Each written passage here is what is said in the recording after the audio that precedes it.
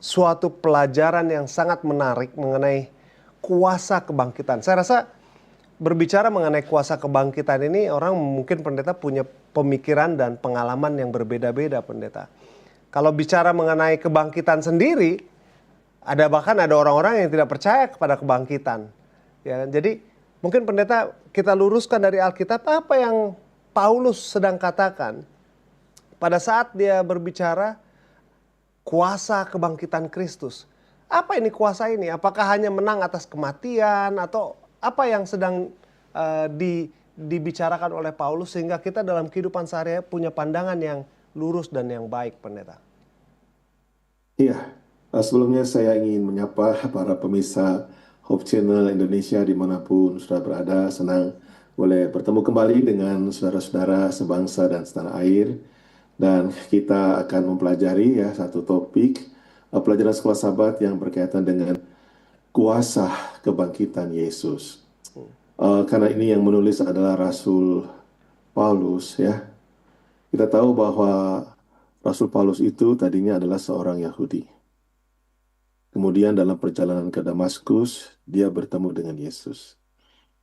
Ya, dia tahu betul bahwa Yesus itu ya mati di kayu salib.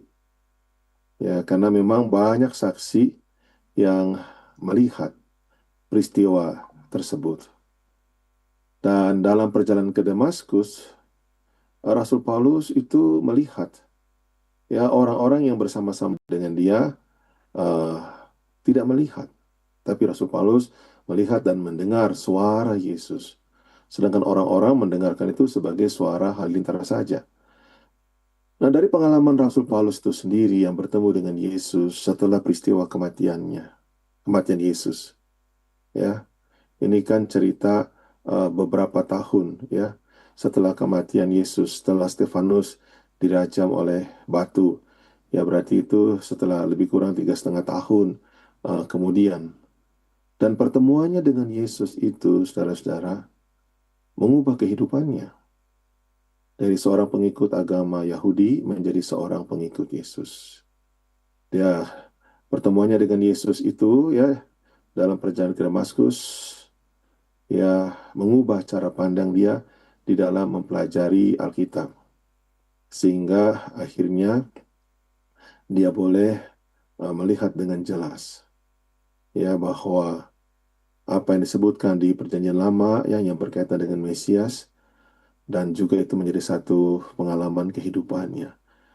Jadi ini dari segi Paulus itu sendiri. Jadi kuasa kebangkitan Yesus itu mengubah kehidupan Rasul Paulus ya, uh, yang tadinya tidak percaya menjadi percaya kepada si Yesus. Karena yang dia lihat adalah Yesus yang memang sudah mati dan bangkit. Dia lihat sendiri, dia dengar suaranya. Walaupun ya kita tahu dalam catatan Alkitab ada pemimpin agama Yahudi yang mengatakan bahwa mayat Yesus itu dicuri, ya tidak bangkit. Itu terjadi. Lalu yang kedua juga kita tahu ya pada waktu Yesus bangkit ini kalau kita baca dalam buku Matius pasal yang ke ya yang ke-27 ya 28 atau dalam buku Lukas ya pasal yang ke-23 dan juga pasal yang ke-24 dan juga dalam buku Yohanes dan buku Lukas itu kan saudara-saudara sekalian murid-murid semua ketakutan. Murid-murid semua ketakutan. Mereka berkumpul di hari pertama minggu bukan untuk berbakti, tapi memang mereka takut karena ada berita bahwa mereka itu mencuri mayat Yesus. Tetapi kehadiran Yesus ya kepada murid-muridnya, ya kepada murid-muridnya, ini mengubah ketakutan menjadi sukacita. Jadi itu yang kita bisa lihat uh, mengenai kuasa kebangkitan Yesus yang memang dilihat oleh orang-orang yang yang ada di zaman Yesus. Bahkan ya melihat Yesus bangkit itu bukan hanya murid-muridnya, masih banyak lagi ya yang lain nanti yang kita akan pelajari. Jadi kalau itu juga, saudaraku, setiap kali kita memberitakan Injil, kita membicarakan mengenai kebangkitan Yesus. Dan kuasa kebangkitan Yesus ini ya mengubah kehidupan orang-orang yang percaya kepada Injil. Nanti kita akan belajar lebih lanjut ya. Karena karena saya kira ini hanya sebagai pendahuluan saja.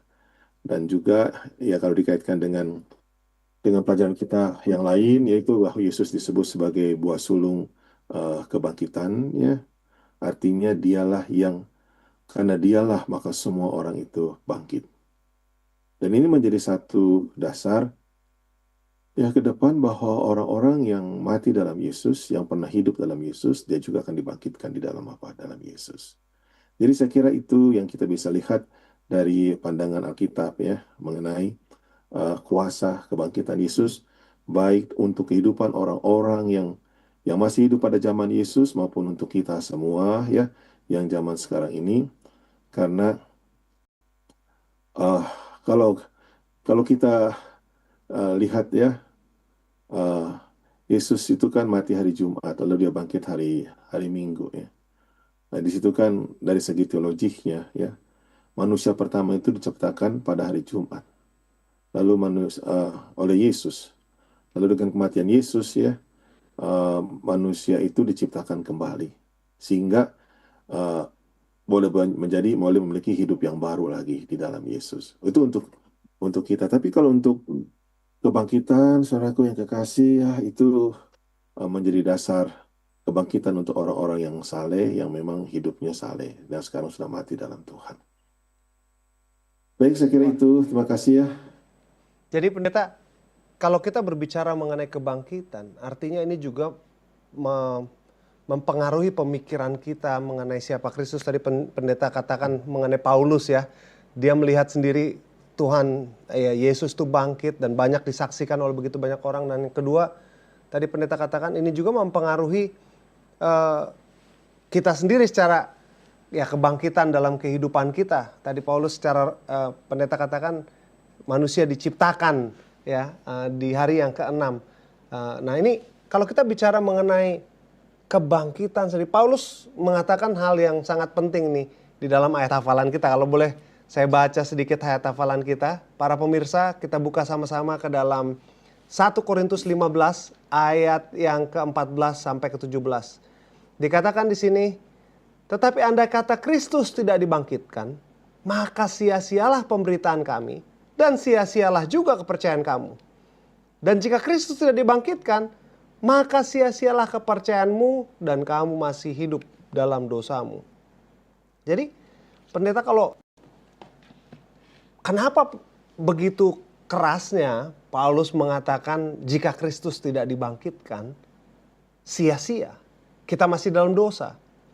Kenapa begitu penting kebangkitan Kristus ini pendeta bagi keselamatan kita? Apa nggak cukup? Ya yang penting Yesus sudah bangkit. Kenapa sampai Paulus mengaitkan sia-sia kita punya iman? Sia-sia karena kita masih dalam dosa kalau Yesus tidak dibangkitkan. Nah ini apa maksudnya ini pendeta? Mungkin para pemirsa biar lebih jelas arah kepada apa ini maksudnya kebangkitan daripada Kristus. Iya, ini kan menjadi dasar ya, dasar iman kita. Jadi kalau kita mau bagi ya periode kehidupan Yesus itu ya, berdasarkan buku Yohanes 1, contohnya ayat 1 dan juga ayat 14 ya. Pada mulai firman itu bersama dengan Allah dan firman itu adalah Allah dan firman itu menjadi manusia. Dan diam di antara kita. Itu bicara mengenai apa? Kelahirannya. Itu periode Yesus, bagian daripada kehidupan Yesus. Dia adalah firman Allah yang menjadi manusia. Dia berasal dari Allah, kemudian dia menjadi apa? Manusia. Kelahirannya. Lalu yang kedua juga kita mempelajari bahwa kehidupan Yesus itu adalah kehidupannya yang tak berdosa. Dia itu sering diumpamakan sebagai domba yang tak bercacat celah. Dalam buku Yohanes disebutkan bahwa dialah anak domba Allah yang mengangkut dosa dunia. Setelah itu yang ketiga adalah Yesus mati di Golgota. Ya. Itu berurutan semua. Yesus tidak bisa mati di Golgota menggantikan kita atau mengampuni dosa-dosa kita. Kalau Yesus itu berbuat dosa. Ya, kalau Yesus berbuat dosa, dia tidak bisa menggantikan kita dan mengampuni dosa kita. Nah, saudara-saudara, itulah sebabnya eh, Yesus itu hidup tak berdosa, ya. Dia dicobai dalam segala hal. Ia dicobai dalam segala hal. Sebagai manusia, Allah menjadi manusia, dia tidak berdosa. Kemudian Yesus mati di Golgota. Nah, saudara-saudara, kalau Yesus itu berbuat dosa, ya, dia tidak bisa mengampuni kita dan dia juga tidak bisa bangkit. Masih ingat itu pengalaman daripada Musa contohnya. Musa itu waktu mau dibangkitkan oleh Michael, setan itu tahan. Kenapa? Karena Musa berbuat dosa. Jadi sebabnya kebangkitan Yesus itu menunjukkan bahwa Yesus itu menang atas dosa, menang atas maut. Kematian Yesus itu menang atas maut, menang atas dosa, menang atas setan. Sehingga dia bangkit. Nah, kebangkitan Yesus itu juga yang membuat dia itu naik surga. Dan naik surga itu, mengapa Yesus naik surga? Itu saudara-saudara, persembahan dia itu, saudaraku, pengorbanan dia itu diterima. Dan buktinya bagaimana itu Roh Kudus turun ke bumi ini. Jadi waktu Yesus naik surga, Roh Kudus itu turun ke bumi ini. Lalu untuk apa Yesus di surga saat ini? Nah, dia itu mengaplikasikan apa yang dia buat di kayu salib. Yaitu orang-orang yang percaya kepada Yesus, dengan kematiannya di kayu salib dan juga percaya kepada kebangkitannya, maka orang-orang itu mendapatkan pengampunan. Mendapatkan pengampunan. Itulah tugas Yesus saat ini sebagai imam besar di sorga. Dan bukan hanya itu, dia menghapuskan dosa-dosa kita. Dan dari situlah kita mengetahui, saudaraku, siapa nanti orang-orang yang akan dibangkitkan, yaitu orang-orang yang menerima kematian Yesus. Ya, orang-orang yang menerima kematian Yesus, karena kematian Yesus itu menggantikan kita, menebus kita, itu sama semua. Artinya, mengampuni kita, membayar hutang-hutang dosa kita sehingga kita jadi bebas. Nah, karena kematian Yesus dan kebangkitan dan keimaman, kenaikan dan Roh Kudus di bumi ini, saudaraku, lalu Yesus di sorga, menjadi pengantara kita kepada Bapa. Di situ ketahuan nanti siapa-siapa yang dibangkitkan dan siapa-siapa yang tidak dibangkitkan. Jadi sebabnya mempercayai Yesus, kematian Yesus, kebangkitan Yesus itu sangat penting buat kita. Kalau Anda nggak bangkit, kita yang mati tidak bangkit. Ya, walaupun Yesus sudah mati dan bangkit, kalau kita tidak percaya, tidak bangkit. Apalagi kalau Yesus itu tidak bangkit. Ya, kalau Yesus nggak bangkit, Yesus tidak mati, saudaraku, tidak ada seorang pun yang bisa dibangkitkan dari kematian yang sedang dialami saat ini. Nah, itu baru terjadi pada waktu kedatangan Yesus yang kedua kali. Nah, itulah ringkasannya kenapa kok jadi semua ada kaitan-kaitannya seperti yang disebutkan tadi oleh Saudara Edmund, ya. Silakan, mudah-mudahan bisa menjawab pertanyaan. Memang agama kita ini berbeda dengan yang lain ya. Karena Tuhan yang kita sembah, juru selamat yang kita sembah itu adalah juru selamat yang bangkit gitu loh. Juru selamat yang hidup gitu loh. Ada banyak juru selamat di dunia ini, tapi mati kan, martir. Tapi juru selamat itu tadi pendeta katakan hidup gitu loh. Jadi dia bangkit.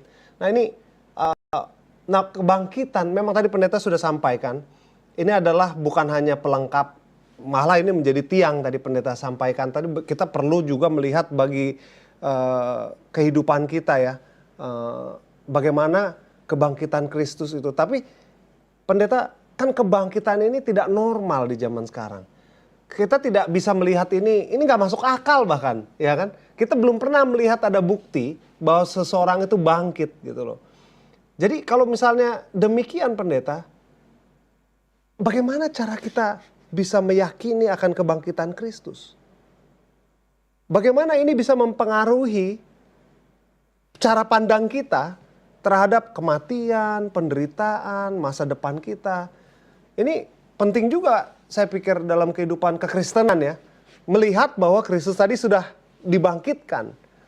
Nah, apakah ada wejangan dari firman Tuhan, pendeta, di mana kita bisa yakin bahwa kebangkitan yang sama yang Yesus dapatkan bisa menjadi bagian kita, sehingga kita punya suatu pengharapan lah. Iya, terima kasih ya. Ini ya pelajaran mengenai kebangkitan ini adalah dasar daripada iman-iman bukan hanya orang-orang Kristen ya. Kalau kita lihat pada waktu zaman Yesus, kan Lazarus itu mati ya beberapa hari. Lalu Yesus bilang, "Akulah kebangkitan dan hidup. Barang siapa percaya kepadaku, dia tidak akan mati, tapi dia akan apa? Dia akan hidup." Lalu Maria dan Marta bilang, "Iya, kami percaya bahwa Lazarus ini akan dibangkitkan nanti pada akhir zaman." Ternyata Yesus bangkitkan Lazarus pada hari itu. Ya. Lalu kita juga lihat di zaman Daniel ya, Daniel sendiri tahu dalam buku Daniel pasal yang ke-12, sekarang kamu Daniel, ya kamu tidurlah. Nanti pada akhir zaman kamu akan apa? Dibangkitkan. Lalu kalau kita mundur cerita lagi kepada zaman Nabi Elia, penambah Nabi Elisa, itu ada orang-orang yang memang dibangkitkan. Ya, kayak janda di Sarfat itu, yang ditolong oleh Nabi Elia di Sidon dan di Tirus, perbatasan Sidon dan Tirus. Itu kan ya janda ini ya pertama memberikan ya makanan kepada Nabi Elia. Lalu akhirnya dia diberkati, lalu anaknya sakit keras sampai mati. Lalu saudaraku Nabi Elia ya dengan petunjuk Tuhan ya, dia membangkitkan orang itu. Demikian juga dengan Nabi Elisa. Jadi ada orang-orang di zaman dulu yang memang dibangkitkan. Lalu di zaman Yesus itu juga yang saya sudah sebutkan tadi, Lazarus itu yang sudah dikubur. Ada juga orang-orang yang memang seperti pemuda Nain itu kan pemuda Nain itu lagi digotong sama orang menuju ke kubur. Jadi dibangkitkan oleh Yesus ya, oleh karena Yesus menaruh iba kepada ibu dari pemuda Nain yang sedang digotong ke kuburan. Lalu ada juga anak perempuan Yairus yang memang sudah sudah mati di rumah. Jadi kalau dari segi lokasi Edmund ya, mati di rumah seperti anak perempuan Yairus, mati sudah digotong ke kuburan, ya ini mati ini. Lalu yang sudah dalam kubur beberapa hari, nggak masalah. Jadi dibangkitkan oleh siapa? Oleh Yesus. Nah kalau dari segi nabi yang dibangkitkan, yaitu Nabi Musa. Tadi saya sudah sebutkan dalam buku Yudas. Nabi Musa itu dibangkitkan. Jadi yang saya mau bilang adalah cerita-cerita mengenai orang dibangkitkan itu memang diajarkan di Alkitab. Ya, di Alkitab kita, baik dalam Perjanjian Lama maupun juga di dalam Perjanjian Baru. Dan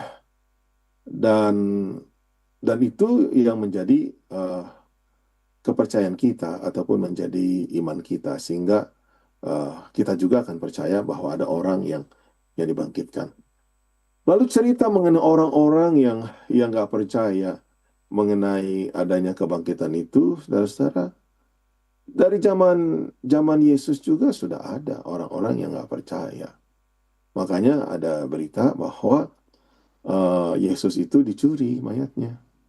Karena mereka ini pemimpin-pemimpin agama Yahudi yang tidak mau menerima satu kenyataan bahwa Yesus itu bangkit. Mereka menuduh murid-muridnya dengan menyogok ya orang-orang yang ada di zaman mereka pada waktu Yesus bangkit pada hari pertama. Lalu juga di dalam golongan orang-orang pagan ya, orang-orang yang mempercayai dualistic view ini atau dualisme view ini ya, mereka juga nggak mempercayai adanya mengenai kebangkitan. Kalau sudah orang itu mati ya sudah, lalu rohnya itu kembali kepada Allah ya, dari mana roh itu berasal kayak begitu. Ya nggak lagi datang ke bumi ini, ya nggak lagi datang ke bumi ini. Nggak ada itu. Pokoknya sudah tubuh itu jahat, roh itu baik. Jadi tubuh yang jahat ini habis kalau dia mati. Lalu roh yang baik itu kembali. Ini menurut paham daripada ajaran dualisme ataupun dua, dualistik ini. Sehingga ajaran ini memang nggak mengajarkan adanya kebangkitan. Dan itu eh, pengaruh itu besar sekali ya kalau kita mau tarik garis lurus lagi kepada zaman Adam dan Hawa ya. Itu kan cerita mengenai Hawa yang kamu makan buah pohon pengetahuan ini kamu tidak akan apa mati-mati. Nah itu kan begitu toh. Jadi walaupun Tuhan bilang kamu mati, tapi setan bilang kamu tidak akan mati-mati. Sehingga itulah yang menjadi dasar dualisme atau dualistik view yang sekarang ini. Lalu sampai hari ini di zaman kita ya, di zaman kita banyak orang yang nggak percaya adanya kebangkitan, ya, mencari adanya kebangkitan. Sehingga bukan kalau nggak percaya kepada kebangkitan, nggak percaya juga kepada kematian. Udah banyak sekali orang di dunia ini yang nggak percaya mengenai Yesus mati di kayu salib. Banyak sekali. Nah, kalau nggak percaya kebangkitan, nggak percaya kematian Yesus, ya apa yang diajarkan oleh Alkitab, baik Perjanjian Lama maupun Perjanjian Baru, dan memang itu rencana daripada setan. Karena tidak akan ada pengampunan, saudaraku, kalau nggak ada kematian Yesus. Dan tidak akan ada kemenangan melawan dosa kalau tidak ada kebangkitan Yesus. Jadi, itulah sebabnya doktrin ini, ya doktrin mengenai kehidupan, kematian, dan kebangkitan Yesus selalu jadi serang. Karena itu adalah inti daripada Injil yang diberitakan oleh gereja kita, oleh Alkitab. Ya, seperti itu. Jadi, eh, bahaya sekali kalau kita nggak mempercayai adanya kebangkitan. Jadi itulah worldview yang dikembangkan banyak di dunia barat ya. Mereka hanya memandang itu now, sekarang. Nggak pikirkan apakah ada kehidupan ataupun kebangkitan setelah kematian. Makanya akhirnya mereka hanya senang-senang aja di bumi, ya, di mana mereka berada karena mereka tidak memikirkan adanya kehidupan ataupun kebangkitan setelah kematian. Ya, kalau buat kita ya kebangkitan setelah kematian yang terjadi pada waktu Yesus datang yang kedua kali. Tetapi kalau kita memiliki uh, pandangan ataupun kepercayaan adanya kebangkitan ya setelah kematian pada waktu datang Yesus yang kedua kali, kita memiliki pengharapan. Jadi artinya kalau kita berdoa sekarang, ya sakit kita nggak sembuh-sembuh, nanti waktu Yesus datang yang kedua kali, asal kita hidup dalam Yesus, pasti kita sembuh. Nah itu pengharapan. Nah itu kalau mau dielaborate lebih luas lagi, banyak sekali itu dia punya pendapatnya. Menarik sekali yang pendeta katakan, karena kita banyak orang zaman sekarang gampang sekali ya menjadi desperate ataupun putus asa. Karena tadi ya kita banyak orang tuh berpikir pendek bahwa dunia ini ya hanya segini aja, udahlah hidup senang-senang hari ini. Supaya kita ya udah nanti kalau mati udah nggak bisa lagi gitu loh. Jadi pendeta ini mungkin bagaimana kita bisa ya menempatkan sebagai kita orang Kristen yang percaya bahwa ada kematian Yesus yang menyelamatkan kita, ada kebangkitan Kristus sebagai pengharapan tadi pendeta sampaikan. Bagaimana kita bisa memberitakan Injil pendeta di zaman sekarang ini mengenai hal ini gitu loh. Bagaimana kita bisa katakan kepada teman kita melalui kehidupan kita sehari-hari mungkin bahwa Kristus itu bangkit. Gimana pendeta kira-kira? Injilnya di mana ini bisa kita sampaikan kepada teman-teman mengenai kebangkitan Kristus dalam kehidupan kita sehari-hari? Iya, terima kasih ya. Jadi itu memang menarik ya. Kalau kita, tadi saya sebutkan ya, kalau kita berbicara mengenai Injil, ya ini kita gunakan ya tulisan Rasul Paulus juga dalam buku Roma, pasal 1 ayat 16 dan 17. Apa itu Injil? Kekuatan Allah yang menyelamatkan orang-orang yang percaya kepadanya. Itu, saudaraku, Injil itu adalah kekuatan Allah yang menyelamatkan. Lalu kita juga dapatkan dalam buku Matius pasal 1, ya, waktu Maria mengandung dan malaikat Gabriel datang kepada Maria, hendaklah kamu menamai dia bayinya itu Yesus. Karena Yesuslah yang menyelamatkan umatnya dari apa? Dari dosa. Ya kan? Kayak gitu.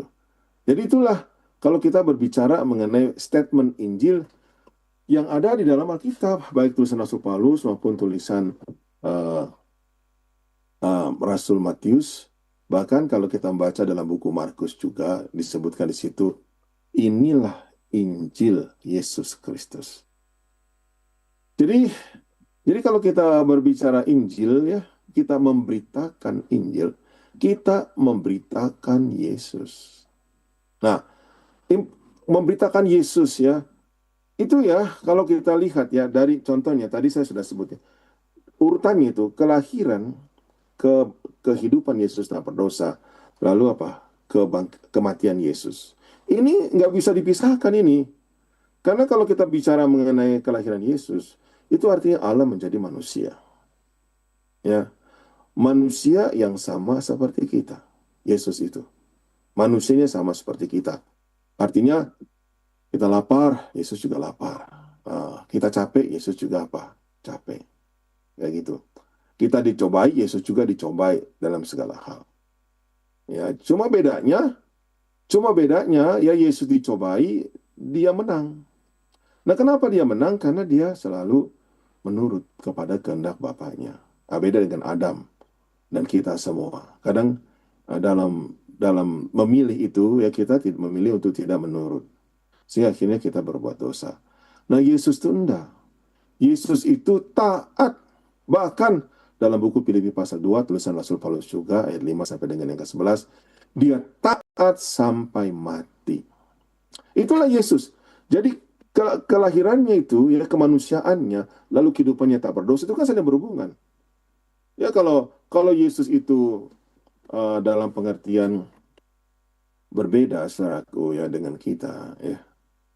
Dari segi hasil memang beda, tapi dari segi proses saudaraku yang kekasih ya, yang saya maksudkan dari segi cobaan ya. Yesus mengalami cobaan-cobaan yang kita alami. Cuma dia menang, kita kalah. Itu aja. Ya, itu aja. Lalu itu urutannya dari kemanusiaan dan kehidupan yang tak berdosa itu. Nah, kehidupan yang tak berdosa ini, saudaraku, menjadi jaminan ataupun bakal untuk kematiannya. Saya sebutkan tadi. Ini manfaatnya apa untuk kita? Manfaatnya kalau kita memberitakan Injil ya, kita memberitakan Injil itu Yesus itu bukan cuma sebagai pengganti.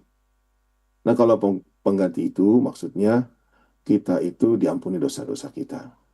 Nah, kalau kita diampuni dosa kita itu sama, kita itu dibenarkan. Nah, itu. Apa itu dibenarkan?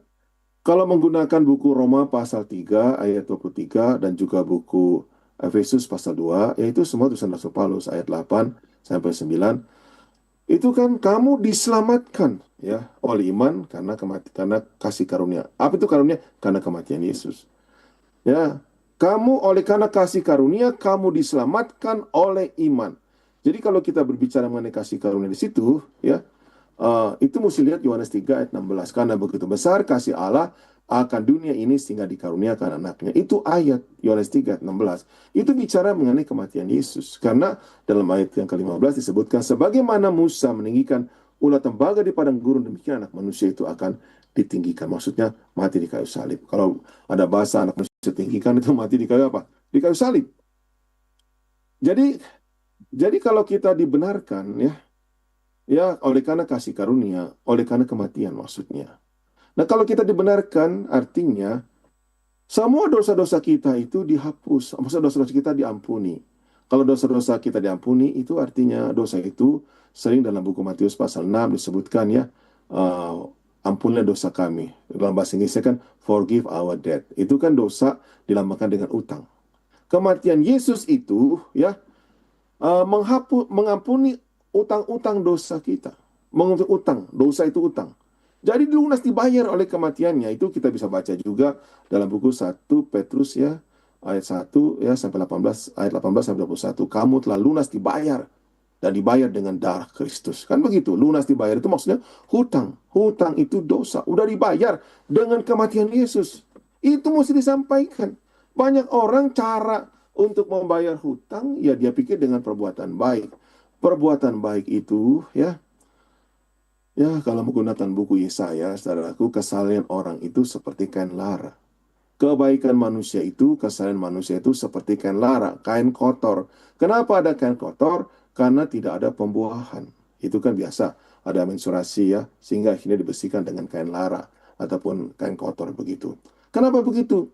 Karena kebaikan manusia itu seperti kain lara begitu. Hanya munculnya sekali-sekali. Ya lebih banyak buat kesalahannya atau lebih banyak buat dosanya. Tapi orang yang menerima kematian Yesus, kita mendapatkan pengampunan. Pengampunan. Itulah sebagai pengganti. Lalu Yesus itu juga bukan sebagai pengganti. Dia adalah contoh. Nah, itu kita bicara mengenai kehidupan Yesus yang dicobai dalam segala hal. Nah, ini kalau kita kaitkan juga dengan pelajaran kita, ya, bicara mengenai kematian, lalu bicara mengenai kebangkitan, ya, itu bicara juga dengan soal baptisan. Jadi kita itu ya diajak untuk menerima kematian Yesus, ya. Kita diajak untuk percaya kepada kebangkitan Yesus, yaitu melalui baptisan yang kudus. Jadi kan tadi pertanyaannya, bagaimana kita memberitakan ya Injil ini supaya orang itu menjadi percaya. Jadi memang itu yang harus menjadi pokok. Dan itu juga kalau kita lihat di dalam buku Wahyu, pasal yang ke-14 ayat yang ke-6, aku melihat malaikat terbang, ya kan? Di atas langit, padanya ada Injil. Nah, itu kan simple itu. Artinya malaikat di situ ya gambaran daripada gereja, ya. Yang dipercayakan oleh Tuhan untuk memberitakan Injil. Tapi mesti ada Injil orang itu. Mesti ada Yesus maksudnya. Padanya ada Injil, padanya ada Yesus. Makanya kalau kita kaitkan dengan Paulus, ada Yesus dalam hidupnya. Karena dia sudah bertemu dengan Yesus, perubahan radikal itu terjadi. Sehingga kemana saja dia memberitakan Injil itu, yang dia beritakan Injil itu adalah mengenai kematian Yesus, kebangkitan Yesus, dan orang lain menerima. Kayak gitu. Jadi itu ya kalau kita berkaca dari pelajaran sekolah sahabat kita saat ini. Terima kasih. Itu menarik sekali pendeta. Jadi pendeta tadi sampaikan Yesus sendiri itu adalah Injil. Perubahan radikal itulah kebangkitan itu pendeta ya. Jadi kita juga perlu juga dalam kehidupan kita. Saya pikir ini menjadi kesaksian ya. Kalau apa bahasanya Paulus itu katanya surat Kristus yang bisa dibaca oleh semua orang, ya kan? Jadi kita pun kehidupan kita harus seperti Paulus ya. Tadi dibangkitkan, ada kebangunan rohani yang terjadi dalam kehidupan kita. Terima kasih pendeta. Namun saya pendeta, kita juga perlu kadang nih ya pendeta, orang tuh punya pemikiran tadi pendeta sampaikan banyak orang yang tidak percaya ya kan mengenai kebangkitan Kristus. Nah Paulus pun memberitakan ya kalau kita bicara mengenai kebangkitan ini, Paulus bicara mengenai bahwa ada orang-orang yang melihat kebangkitan Yesus ya kan. Bahkan dalam 1 Korintus 15 itu disebutkan ada 500 saksi ya kan yang melihat kebangkitan Yesus. Tapi pertanyaannya kan kita tidak melihat secara langsung nih pendeta pada hari ini. Lalu apa yang bisa menjadi dasar bagi umat Tuhan di zaman sekarang terhadap Kristus yang bangkit ini? Bagaimana kita bisa memiliki iman terhadap kebangkitan tersebut sehingga bisa menjadi pengharapan bagi kita untuk sesuatu yang tidak kita lihat dan kita bahkan mungkin tidak pahami bagaimana terjadi kebangkitan itu? Iya, terima kasih. Sebelum saya menjawab ke situ ya, saya ingin kembali itu bicara mengenai kuasa kebangkitan itu ya. Coba lihat ini ya.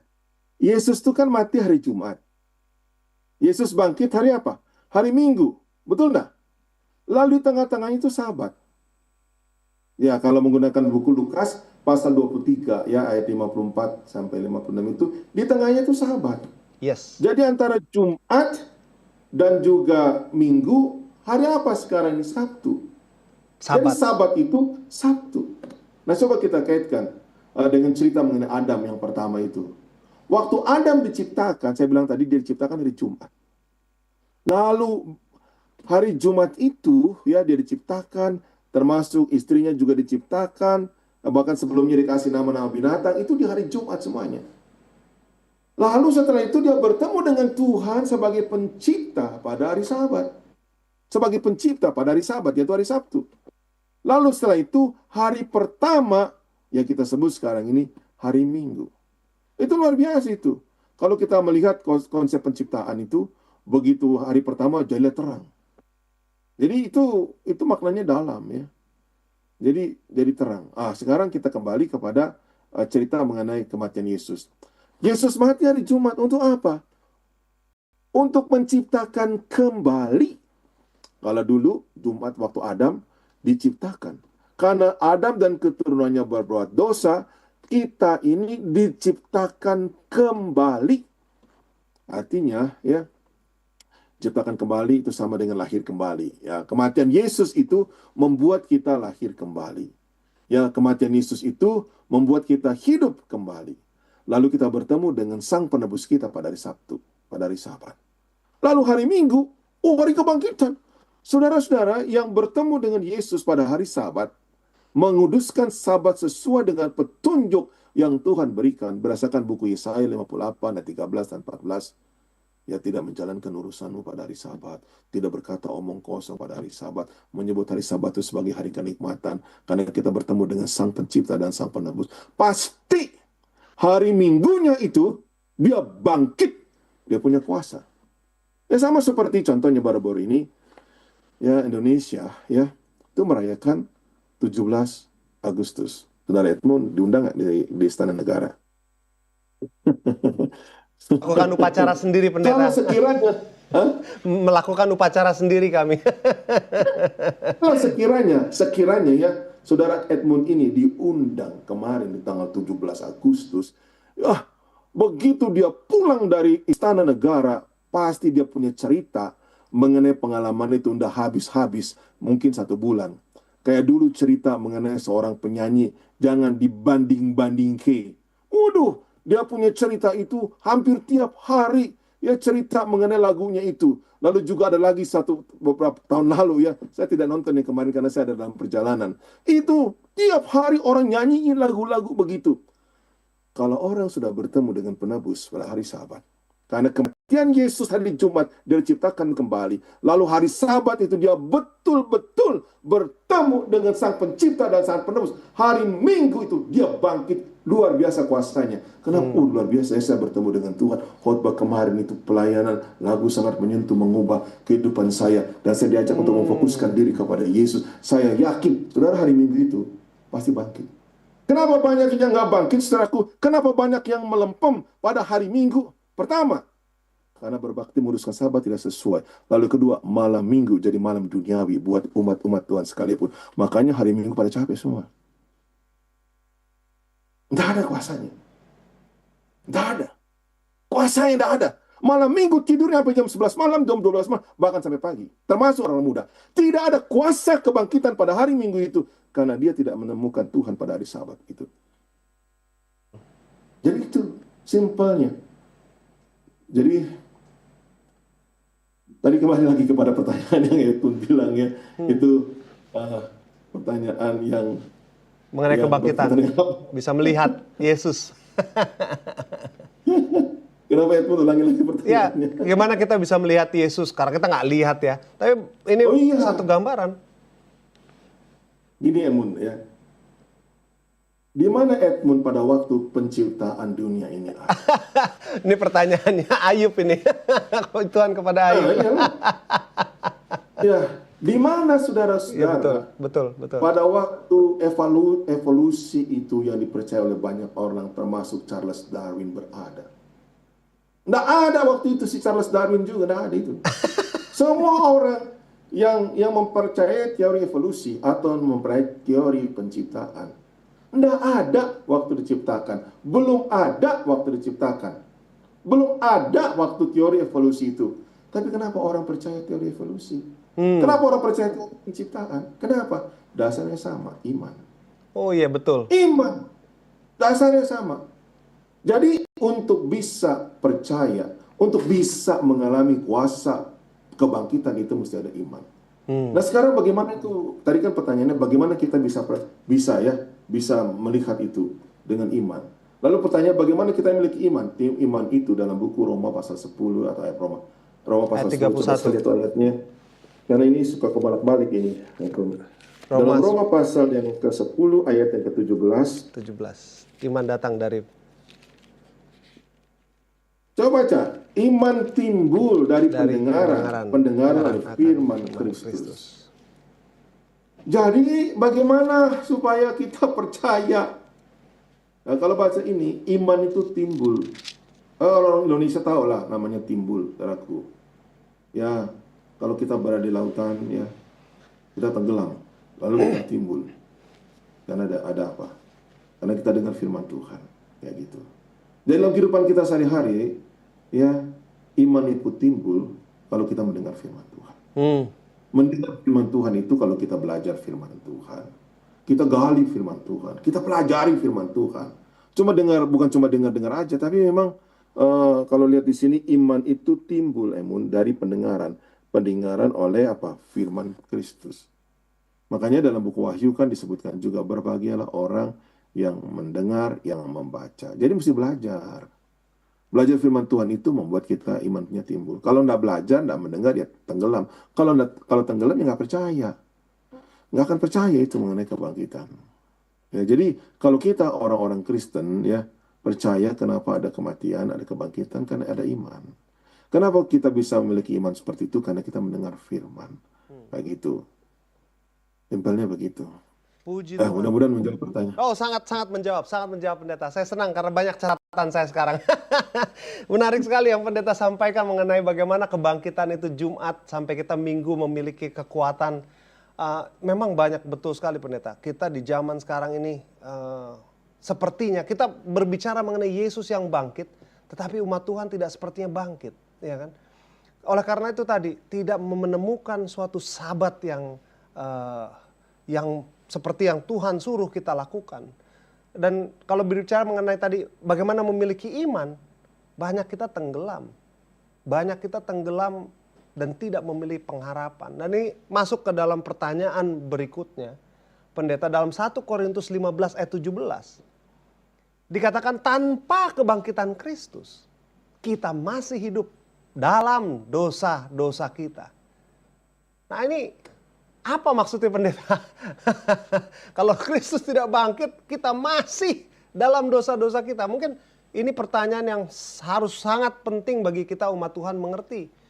Apa maksud Rasul Paulus dalam hal ini? Silakan pendeta. Iya, jadi kalau kita itu ada dua yang harus kita lihat. Yang pertama adalah kalau nggak ada kebangkitan. Ya, kalau nggak ada kebangkitan, artinya Yesus mati. Dan matinya nggak bangkit. Kan nggak percaya adanya kebangkitan. Berarti Yesus mati, cuma Yesus nggak bangkit. Atau bisa juga Yesus nggak mati, makanya nggak bangkit. Itu repot itu. Kenapa saya bilang repot? Karena kematian Yesus itu, kalau kita nggak percaya kematian Yesus, karena kita nggak percaya kebangkitan, berarti Yesus nggak mati. Ya kan banyak orang begitu. Nggak mati Yesus. Nggak mati. Mana mungkin Nabi mati? Begitu kan, banyak orang percaya begitu. Kalau Yesus tidak bangkit oleh karena Yesus tidak mati, ya, maka tidak ada pengampunan dosa. Kalau tidak ada pengampunan dosa, artinya hutang dosa kita nggak ada yang bayar. Kalau hutang dosa kita nggak ada yang bayar, artinya kita masih berhutang. Kalau kita masih berhutang, artinya kita mesti bayar hutang terus. Dan utangnya itu nggak selesai-selesai. Akhirnya kita hidup dalam hutang. Nah, kalau kita hidup dalam hutang, karena hutang itu dilambangkan dengan dosa, berarti kita hidup dalam dosa. Itu dia punya implikasinya kalau Yesus itu tidak bangkit. Ada dua. Kenapa Yesus tidak bangkit? Ini orang yang tidak percaya karena Yesus tidak mati. Bahaya itu. Kalau Yesus tidak mati. Ya. Nah, yang kedua, Yesus mati tapi tidak bangkit. Berarti Yesus berbuat dosa. Nah, kalau Yesus berbuat dosa, siapa yang mau bayar hutang dosa kita? Tidak ada. Ada dua implikasinya itu. Nah, sekarang kalau Yesus tidak bangkit, ya. Yesus tidak bangkit, ya. Berarti dia dikubur, toh? Kan begitu. Berarti tidak ada yang kenaikan surga. Kalau dia tidak naik surga, ya, maka dia nggak bisa jadi pengantara kita. Kalau dia nggak jadi bisa pengantara kita, siapa yang akan menjadi mediasi kita dengan Bapa? Karena dia mati, tidak bangkit. Kan begitu. Ini kan ceritanya ya. Kalau menurut versi orang Yahudi, Yesus itu mati. Dan kalau Yesus mati itu, mereka itu yang menyalibkan Yesus. Itu fakta sejarah itu Yesus mati itu. Mereka yang menyalibkan Yesus. Pemerintahan juga sejarah mencatat bahwa Yesus itu mati. Cuma buat orang-orang Yahudi, Yesus itu mati tidak bangkit. Nah, itu bahaya itu. Kalau Yesus tidak bangkit, ya, maka Yesus tidak jadi pengantara. Kalau Yesus tidak jadi pengantara, maka siapa yang mau jadi mediator? Tidak ada. Nah, kalau sekarang kan lain ceritanya. Ya, bukan Yesusnya eh, tidak bangkit, Yesusnya tidak mati. Orang lain yang mati. Bahaya itu. Tidak akan ada pengampunan. Perbuatan baikmu itu hanya sepertikanlah. Oh iya, pendeta, iyalah kita buat baik-baik terus, kita buat baik terus. Iya. Coba hitung baik-baik. Kalau hal begitu hanya orang-orang kaya yang bisa buat baik. Orang miskin mana bisa buat baik. Orang miskin sama orang kaya itu sama-sama dosanya. Orang miskin jangan dikira nggak buat dosa.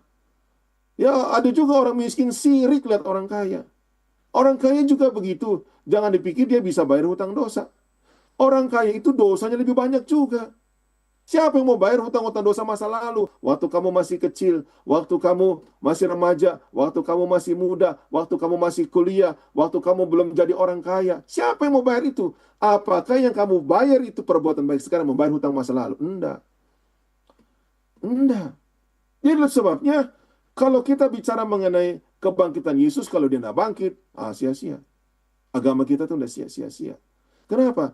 Karena kalau dia nggak bangkit berarti Yesus mati. Kalau Yesus mati nggak bangkit berarti dia itu berdosa. Nggak ada yang bisa mengampuni kita. Nggak bisa jadi pengantara kita. Kalau Yesus nggak mati, sama. Nggak ada lagi yang bisa mengampuni dosa kita. Jadi sebabnya kematian dan kebangkitan Yesus itu doktrin yang paling utama dari Injil. Semua doktrin itu, Pak Edmund, semuanya berjangkar di doktrin kematian dan kebangkitan Yesus. Hmm, hmm, hmm. Wow, luar biasa ini. Mudah-mudahan ini Sangat penting ini bagi kita zaman sekarang. Karena kita memiliki satu gambaran yang sangat samar-samar kadang-kadang mengenai bagaimana Yesus itu pentingnya dia harus mati menebus. Tadi pendeta katakan, ya dosa itu nggak bisa, utang dosa itu nggak bisa kita bayar. Karena upah dosa Alkitab katakan Roma 6:23, upah dosa itu maut ya kan. Apapun yang kita lakukan pasti kita harus mati menanggung upah dosa itu, pendeta sampaikan. Nah sekarang pendeta, kita berbicara mengenai kebangkitan juga. Ini adalah suatu, tadi pendeta sampaikan ada suatu perantaraan yang Yesus lakukan dalam kebangkitan ini. Tapi pendeta, kalau kita bicara mengenai pengharapan ya, di zaman sekarang kenapa sih orang yang sudah percaya ada Yesus, ada kebangkitan, artinya sudah melihat dalam berbagai macam, tadi pendeta sudah sampaikan contoh-contoh banyak orang yang sudah dibangkitkan oleh Kristus, bahkan waktu Yesus meninggal pun banyak yang bangkit ya kan waktu Yesus mati di kayu salib. Nah, tapi pendeta, kenapa sampai sekarang umat-umat Tuhan masih banyak yang kalau menghadapi kedukaan, sampai-sampai bahkan ada yang seperti tidak punya pengharapan gitu pendeta. Bagaimana kita bisa memiliki perbedaan di zaman sekarang pendeta? Bagaimana memiliki pengharapan yang berbeda dari orang lain di zaman sekarang, mengetahui bahwa ada kebangkitan di dalam Kristus.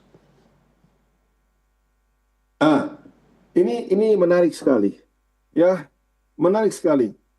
Kita ya sering mendengarkan khotbah mengenai kebangkitan orang-orang saleh itu pada waktu kematian.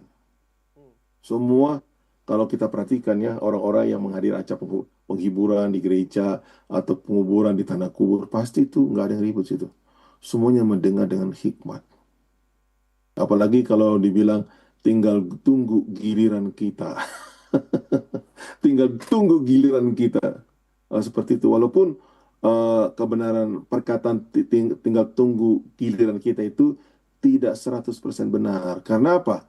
Karena dalam buku 1 Tesalonika pasal 4 sebutkan, kita tidak mati semuanya, kita yang masih hidup, yang masih tinggal. Akan gitu. Jadi ada orang yang tidak akan mengalami kematian dan tidak akan mengalami kebangkitan. Yaitu orang-orang yang hidup pada waktu Yesus datang Ya, kalau menggunakan bahasa Wahyu itu kelompok 144.000 ya.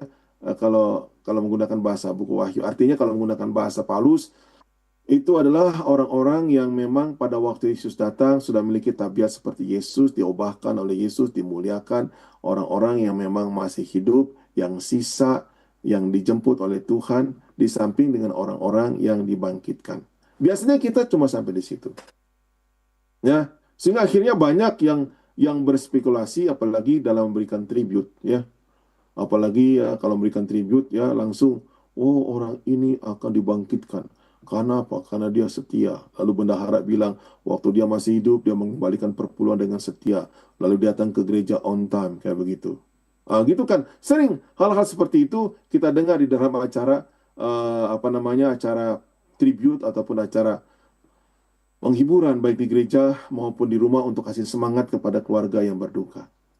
Padahal yang tahu orang itu bangkit adalah Yesus. Makanya Edmund, pelajaran mengenai kebangkitan Yesus itu setelah Yesus bangkit, apa urutan berikutnya? Yesus naik sorga. Kenapa Yesus naik sorga? Ya, karena persembahannya diterima. Lalu di bumi ini bagaimana? Roh Kudus turun ke bumi ini. Nah, Roh Kudus itulah menuntun orang untuk percaya kepada Yesus. Lalu, untuk apa Yesus di sorga? Menjalankan tugas keimamatannya. Ya, kalau kita yang belajar Alkitab, saudaraku, ya kalau kita berbicara mengenai keimamatan, kita berbicara mengenai Ka'bah di sorga. Nah, kalau kita bicara Ka'bah di sorga, kita harus lihat Ka'bah di bumi ini. Karena Ka'bah di bumi ini, ya di dalam buku Keluaran pasal 25, ya, itu disebutkan bahwa mengikuti pola yang ada di sorga. Di bumi ini ada yang disebut dengan bilik yang suci, ada juga bilik yang maha suci. Jadi pada waktu Yesus mati, lalu Yesus bangkit, ya. Yesus bangkit. Oh, ini Edmund, mungkin saya mesti stop dulu di sini. Mesti saya stop dulu di sini, Edmund. Kenapa? Waktu Yesus mati, ya. Yesus mati itu kan dari Jumat. Ya. Yesus itu waktu bangkit dia bilang sama Maria, Maria, jangan pegang aku. Kenapa? Karena aku belum pergi ke rumah Bapa. Itu ada ayatnya itu. Ya. Belum pergi ke rumah Bapa. Yesus mati hari Jumat, dia bangkit hari Minggu, belum ke rumah Bapa. Banyak sekarang orang bilang, baru mati hari ini, dia sudah ke rumah Bapa. Ya. Yesus sendiri mati hari Jumat, hari Minggu dia bangkit. Waktu dia mati dari Jumat Sabtu, dia belum ke rumah Bapa. Dia baru ke rumah Bapaknya setelah bertemu dengan siapa? Karena dia bilang sebentar lagi saya akan ke rumah Bapa. Waktu bangkit itu, dia baru ke rumah Bapa. Jadi dengan kata lain, orang-orang yang mati saat ini, seperti yang Yesus bilang, tidur. Yesus bilang Lazarus tidur. Rasul Paulus bilang, itu semua orang tidur. Si Daniel itu yang setia, kamu tidur. Tidur semua. Nggak ada yang pergi ke rumah Bapa. Nggak ada itu. Cuma di kuburan dibilang pulang ke rumah Bapa. Kalau kita menggunakan dasar Alkitab ya. Berdasarkan Alkitab. Jadi, waktu Yesus bangkit itu, Edmund, ya, dia naik sorga, lalu dia melaksanakan tugas keimamatannya di sorga. Waktu dia naik sorga, kalau menggunakan masalah istilah Ka'bah, dia masuk ke dalam bilik yang suci. Itulah dilihat oleh siapa? Oleh Yohanes di Pulau Patmos dalam Yohanes pasal 2. Dilihat situ 7 kaki dia. Lalu ada orang yang memakai jubah keimamatan, yaitu Yesus imam besar. Lalu kalau kita terus baca dalam buku Wahyu pasal yang ke-11, yang kita gunakan dengan buku Daniel pasal yang ke-8 dan 14, Yesus memasuki bilik yang maha suci di sorga. Mengikuti pola Ka'bah dunia. Itulah Yesus. Kalau menggunakan buku Ibrani, dia sebagai imam besar yang melewati bilik yang suci dan bilik yang maha suci. Pertanyaannya, ngapain Yesus masuk ke bilik yang maha suci?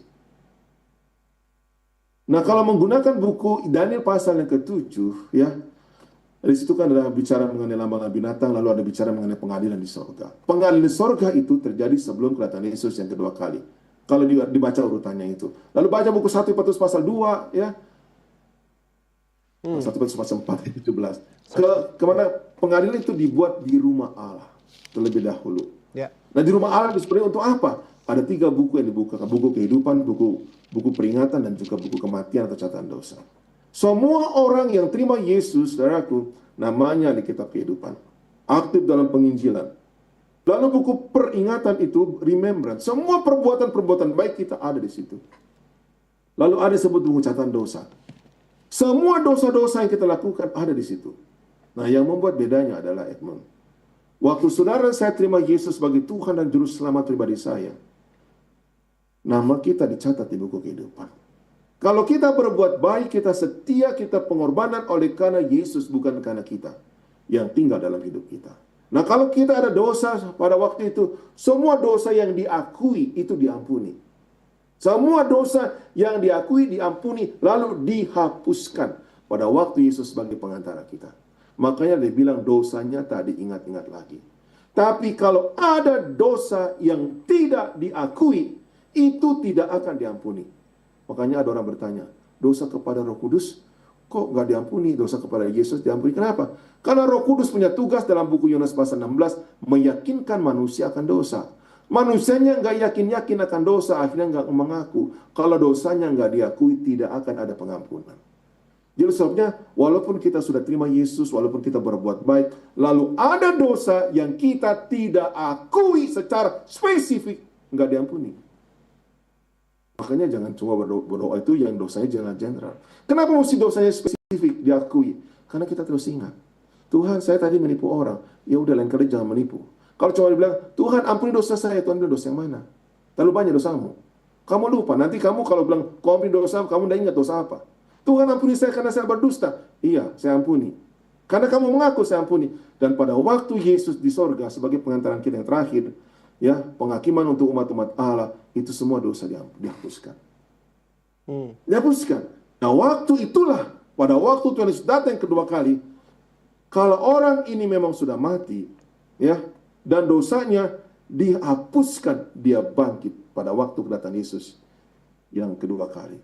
Kalau ada orang yang namanya buku kehidupan, lalu perbuatan baiknya ada, lalu dosanya tidak diakui, ada kan orang begitu. Kalau dia nggak mengakui dosa, itu nggak bertobat dia. Apalagi kalau dosanya semua dikumpul sampai akhir tahun, artinya dia nggak bertobat. Kalau dia bertobat, dia itu akui dosa, lalu tinggalkan, itu hilang. Nah, kalau misalnya ada orang seperti itu, saudaraku, lalu dia mati. Kalau orang lihatnya di dunia ini kan, dia baik, dia suka nyumbang, dia suka datang gerejanya, yang dia telah mati. Itu semua buku peringatan itu, buku remembrance itu. Orang ingat yang itu aja. Tapi yang tahu buku cerita dosa cuma Tuhan. Dan orang itu. Makanya jangan tunggu last minute. Jangan tunggu last minute untuk minta ampun dari Tuhan. Ya walaupun bisa juga ya seperti itu. Cuma kan itu, ya kalau kita lihat orang di kayu salib sebelah kanan itu, kenapa dia di last minute? Karena kesempatannya untuk bertemu dengan Yesus cuma hari itu. Kalau kita kan setiap hari Yesus mengetuk pintu hati kita melalui Rohnya. Jangan keraskan hatimu kalau engkau mendengarkan suaranya. Jadi orang-orang yang dosanya tidak diakui, yang tidak mengaku dosanya, tidak diampuni. Walaupun dia perbuatan baiknya ada, kitab kehidupannya namanya ada, semuanya itu dihapuskan. Orang ini bangkit juga, jangan kira nggak bangkit. Bangkit tapi setelah masa 1000 tahun untuk binasa kekal. Jadi itu makna kebangkitan Yesus itu, dia punya urutannya. Kalau tadi kan sebelumnya Edmund bertanya mengenai kematiannya, urutan sebelumnya. Tapi sesudah kebangkitannya, itu penting sekali. Berkaitan dengan kita, Mas. Kalau semua anggota gereja tahu ini, hidupnya bersemangat. Kenapa?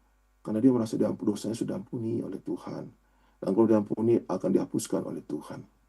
Kalau dihapuskan oleh Tuhan, udah bebas itu. Kalau menggunakan 1 Yohanes 1 ayat 9 katakan, jika kamu mengaku dosa, maka Allah itu setia dan adil. Dia akan mengampuni kita. Itu pertama. Lalu dia menyucikan, disucikan.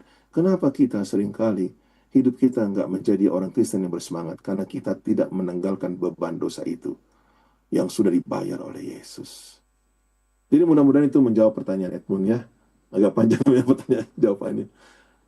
Menjawab. Tadi pendeta sampaikan yang benar sekali. Jadi bukan hanya orang yang punya pengharapan oleh karena tadi Yesus melalui kematian, dia bangkit dan dia menjadi apa tadi, kalau pendeta katakan kita jangan lagi bilang orang ini sudah di rumah Bapa, tapi dia masih tertidur. Tadi ya, Alkitabiah, kita perlu juga di zaman sekarang ini mengingatkan umat-umat Tuhan.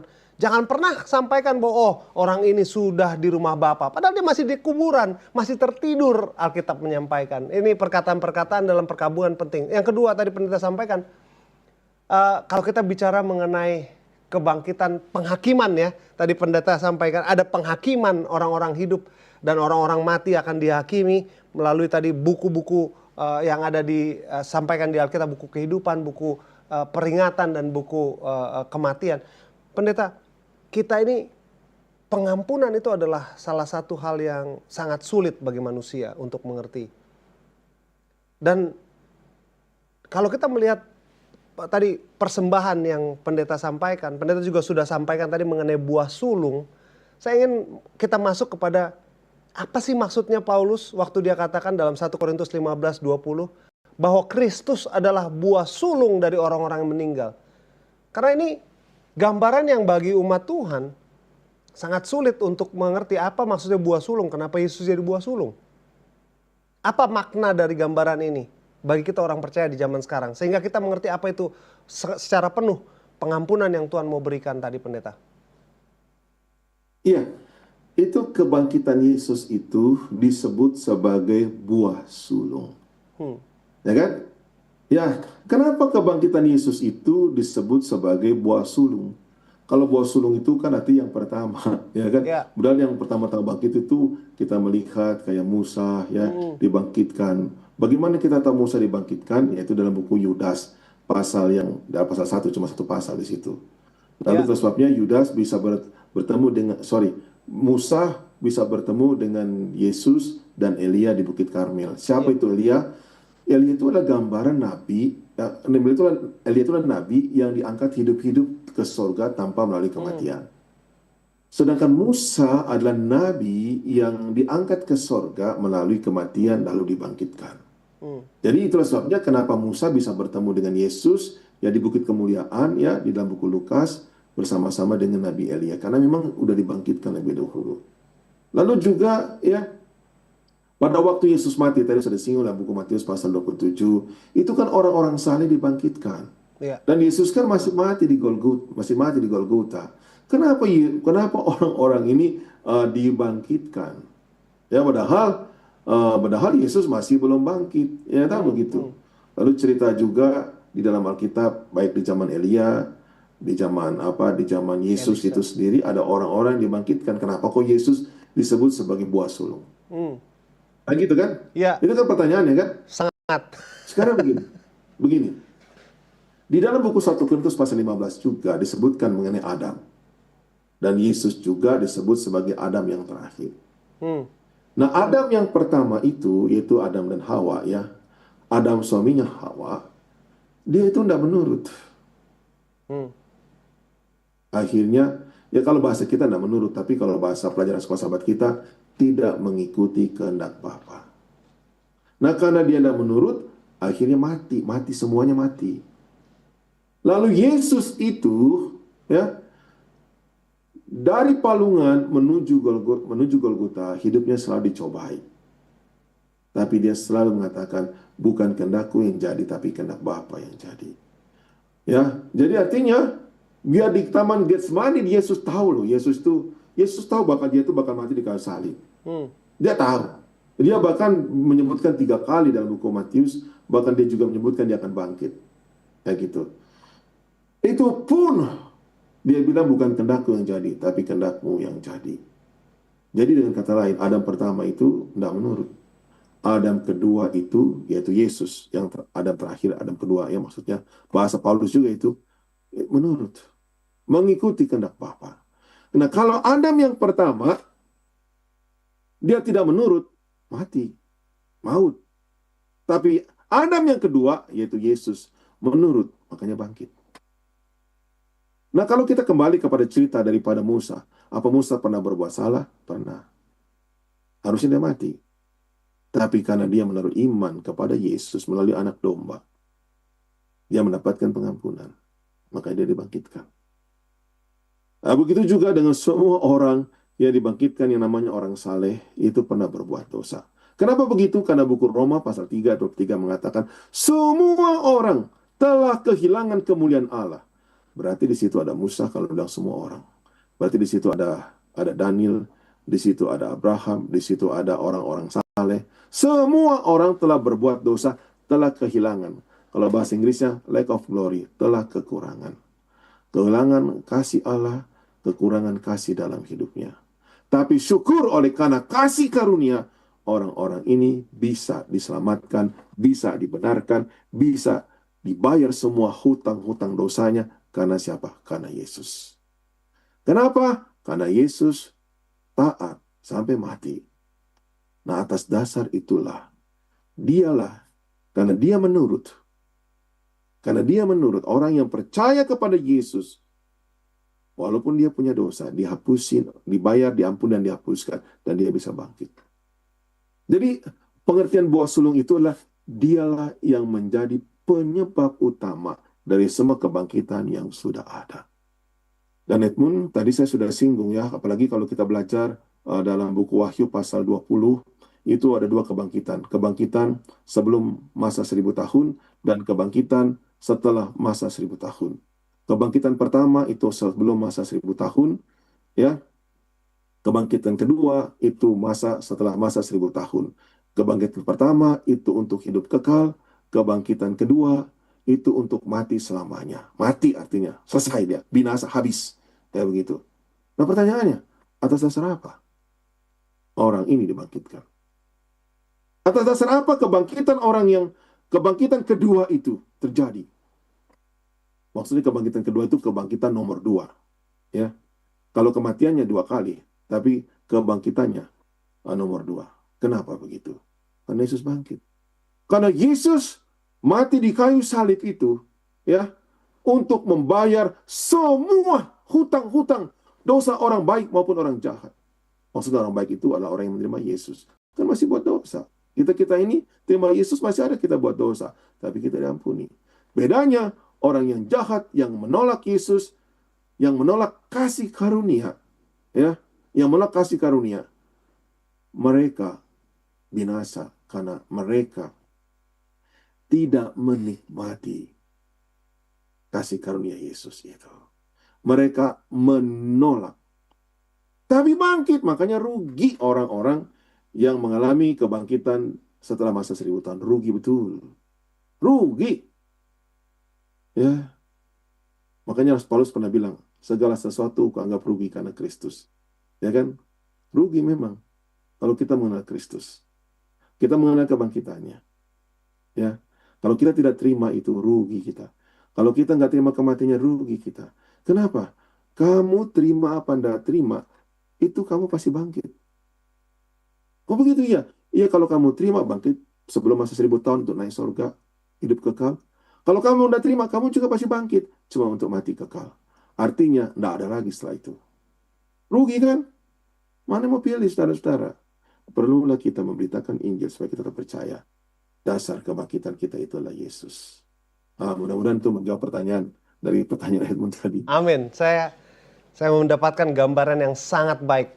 Saat ini kita juga Pak Pendeta, karena waktu kita mungkin terbatas, saya pengen kita mempelajari sedikit mengenai gambaran yang diberikan Paulus mengenai benih yang ditaburkan. Dia memberikan gambaran benih yang ditaburkan untuk menjelaskan kebangkitan. Lalu Paulus juga berbicara mengenai tubuh kebangkitan sebagai tubuh yang tidak fana. Apa maksudnya ini? Lalu ada juga, ini agak sedikit terbalik ini, dia katakan 1 Korintus 15 ayat 50, darah dan daging tidak mendapat bagian dalam kerajaan Allah. Apakah kita akan roh nanti di surga? Tubuh kebangkitan itu roh atau bagaimana? Ini mungkin pendeta dua konsep yang kontroversial mungkin, dan mungkin agak sedikit sulit untuk dimengerti. Mungkin pendeta boleh perdalam bagi umat-umat Tuhan. Apa maksudnya tadi? Yang pertama adalah apa itu benih yang ditaburkan menjelaskan kebangkitan. Yang kedua mengenai tubuh kebangkitan itu sendiri itu apa. Dan yang ketiga, darah dan daging tidak mendapat bagian dalam kerajaan Allah. Nanti kasih ingat lagi ya. Siap pendeta. Untuk siap. benih, ya, itu memang benih itu mesti mati dulu, baru dia. Jadi itu analogi. Ya. Benih itu mati dulu, baru dia hidup lagi. Jadi semua benih itu begitu. Jadi kalau kita menabur benih, mengapa bisa ada pohon kecambah, pohon yang kita tanam itu menghasilkan? Karena benihnya itu mati dulu, baru dia apa? Bertumbuh. Itu analogi. Jadi untuk meyakinkan orang-orang di Korintus, kamu lihat itu benih, dia kan mesti mati dulu. baru dia hidup. Yesus itu juga begitu. Yesus mati dulu, baru dia hidup lagi. Kayak gitu. Nah, pelajaran rohaninya, kamu juga mesti mati dulu, baru kamu bisa bangkit. Itu kan Menarik. terbilang dalam buku Matius pasal 16, setiap orang yang mau ikut aku, dia harus sangkal dirinya, pikul salibnya, ikut aku. Kenapa ikut Yesus? Karena Yesus juga disalibkan, mati. Jadi orang-orang yang mau bangkit, ya, dalam arti rohaninya, mau yang bertumbuh, dia mesti mati dulu. Dia punya daging itu. Diri sendiri pendeta ya. Dirinya itu. Iya, iya. Ya kan, sangkal diri itu kan, ya pikul salib. Ya salib itu, Edmund, ini orang Kristen sering salah ini. Oh, istri saya jadi salib saya. Oh, anak saya jadi salib saya. Suami saya jadi salib. Sudah itu Pak Pendeta salib saya yang harus saya. Bukan. Istrimu, suamimu, anakmu, tetanggamu bukan salibmu. Salibmu itu adalah dirimu. Itu betul sekali pendeta. Bagaimana? Karena maksudnya begitu bagaimana pendeta? Kenapa kok anakmu jadi nakal? Karena kamu tidak menyangkal diri. Kenapa istrimu begitu? Karena kamu mungkin dalam hidupmu, kamu tidak pernah menyangkal diri seperti Yesus. Kamu mau berkuasa. Dirimu yang berkuasa, bukan Yesusnya. Makanya itu jadi kesusahan buat kamu. Salibmu itu adalah dirimu sendiri. Makanya kamu perlu sangkal. Kamu perlu mati bagi dirimu sendiri. Baru bertumbuh, baru bangkit kerohanian orang tersebut. Itulah dilakukan. Itu analogi.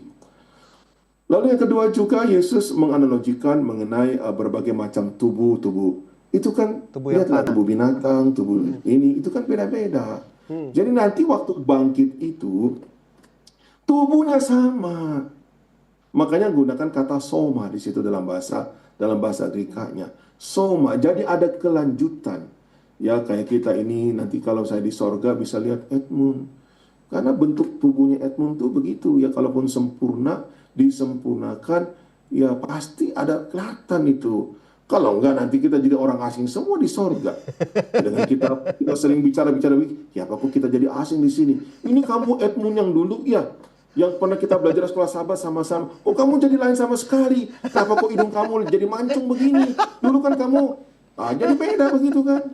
Jadi tubuhnya tetap sama, cuma sempurna.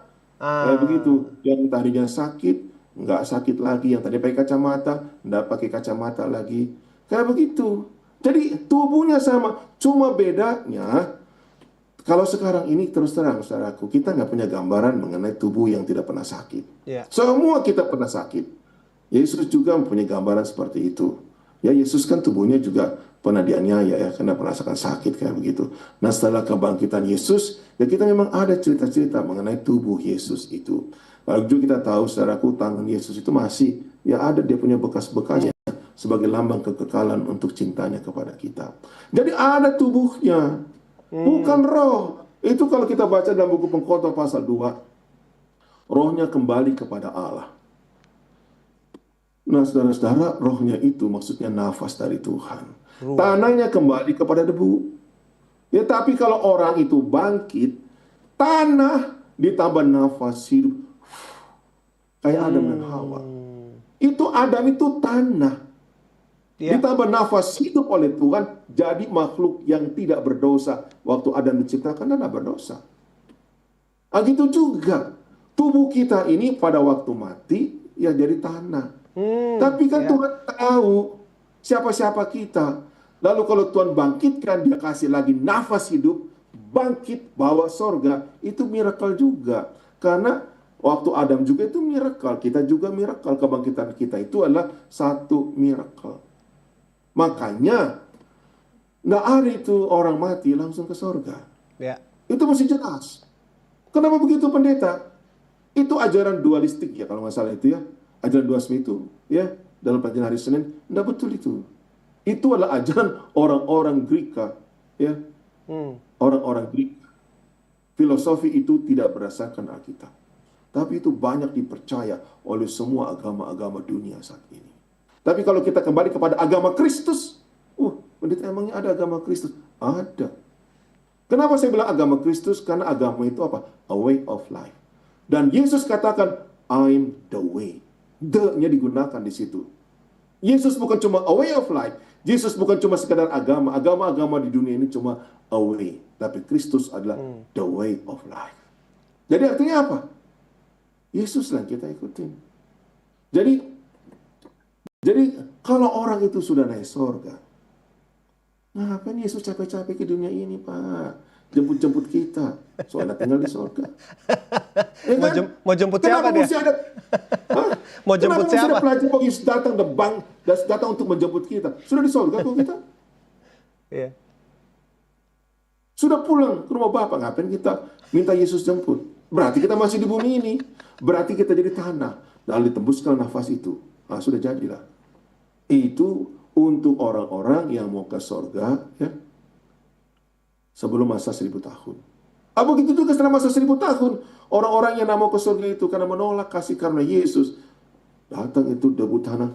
Pluk, bangkitin juga. Miracle juga itu. Miracle itu. Tapi karena nggak percaya, sudah. Terima mati kekal dalam api yang selamanya. Lalu yang ketiga, ya, sehubungan dengan darah dan daging itu, ya, itu mesti dibaca. Itu kan ada ayatnya, kalau dibaca itu yang ayat tadi 1 Korintus 15-50, itu paralelnya itu adalah mengenai corruption. Jadi maksudnya, ya, di surga itu nggak ada yang korup-korup. Yang korupsi-korupsi itu nggak ada. Korupsi waktu, korupsi uang, korupsi yang macam-macam lah. Ya, artinya yang berdosa-berdosa itu nggak ada gitu loh. Itu nggak ada gitu. Maksudnya bukan kepada tubuh, tapi kepada sifat-sifat manusia yang berdosa, yang tidak memiliki kasih Allah, yang kurang kasih Allah. Kan begitu. Orang berdosa itu, ya, dalam buku Roma pasal 3, 23, semua, saya sudah singgung tadi, semua orang telah berbuat dosa setelah kehilangan. Kalau bahasa Inggrisnya, lack of glory. Kemuliaan Allah. Glory of God. Apa itu? Glory of God. Kasih Allah. Orang jahat itu, kenapa dia jahat? Karena kurang kasih atau tidak ada kasih. Makanya jadi jahat. The absence of love yang menyebabkan kita jahat. Coba baca 1 Korintus pasal 13. Kasih itu sabar. Kalau nggak ada sabar, kira-kira orang itu baik atau jahat, Mun? Udah pasti jahat. Dia akan mencuri, dia akan Kasih itu merampok. tidak menyimpan kesalahan orang lain. Kalau sampai ada orang menyimpan kesalahan orang lain, itu baik atau jahat? Dia akan kirim di WhatsApp grup kesalahan-kesalahan orang. Berarti orang itu nggak ada kasih. Karena nggak ada kasih, berarti dia jahat. Berarti kurang kasih, itu jahat. Ya, Jadi betul. salah sendiri. Makanya, bila mana kita mendapatkan kasih, itu pelajaran yang lalu, ya. Ya, By beholding, kamu melihat ya. Amin. Allah yang penuh kasih, kematian Yesus, lahirlah kasihmu itu. Kalau tidak pernah lihat Yesus, Ya. nggak ada kasih itu. Maka jahat terus kita. Amin, amin, amin. Luar biasa pendeta. Pelajaran ini sangat amat terkena bagi saya secara pribadi. Mudah-mudahan umat-umat Tuhan, Hope Channel Indonesia, dimanapun Anda berada, kasih Allah itu tadi, ini sebagai gambaran bagi kita. Bagaimana kita bisa hidup di zaman sekarang dengan pengharapan mengetahui bahwa Yesus bangkit. Pendeta, saya harap ada satu penutup bagi pendeta, memberikan kekuatan bagi umat Tuhan. Bagaimana kita di zaman akhir ini harus hidup melihat pada kebangkitan Allah tadi, ya. Kalau bahasa Alkitabnya Tuhan menelan maut, ya, dalam ini. Pendeta, boleh berikan kami pengharapan sebagai penutup, dan mungkin bisa langsung ditutup dengan doa setelah itu. Iya, jadi saya kira pelajaran-pelajaran yang sudah kita pelajari tadi ada poin-poinnya yang saudara bisa ulangi kembali, ya. Dan juga bisa kita resapi bersama-sama bahwa kebangkitan Yesus itu, ya, itu tonggak yang sangat penting dalam kehidupan keimanan kita. Karena dengan adanya kebangkitan Yesus, maka dia mati di kayu salib. Dan kalau dia mati di kayu salib, artinya dia bangkit. Karena ada kebangkitan tadi.